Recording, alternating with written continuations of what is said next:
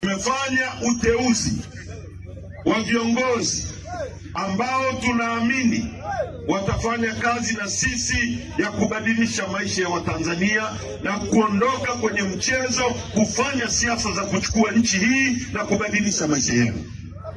Tumeteua wakurugenzi, tumeteua wajumbe wa kamati kuu na tumeteua makatibu wakuu na katibu mkuu. Sasa kwa mujibu wa utaratibu wa chama chetu, mtu anayetakiwa kuteua katibu mkuu na kuidhinishwa na kuwa katibu mkuu ni mwenyekiti wa chama, na vikao vya chama chetu ndivyo vinavyopaswa kuidhinisha mtu huyo. Kama kuna makosa yamefanyika au kuna mtu yoyote ana malalamiko hayo, katiba yetu inasema yanakwenda kwenye kikao cha ngazi ya juu zaidi, ndipo anapokata rufaa. Kama baraza kuu limekosewa, unalalamika kwenye mkutano mkuu. Sasa nataka nitumie nafasi hii kumwambia Rais Samia na wote anaowatumia kujaribu kuhujumu chama chetu. Njama ya kwanza ni hii waliofanya. Ya pili, wamemkamata mwenyekiti wetu, wamempa kesi ya uhaini, wakitegemea kwamba tutakaa nyumbani tulie. Walipomweka ndani, tulipokutana kwenye kikao, nikawaambia watu hakuna kukaa ndani na kulia, tunaendelea kuwachakaza kama vile mwenyekiti angekuwa barabarani.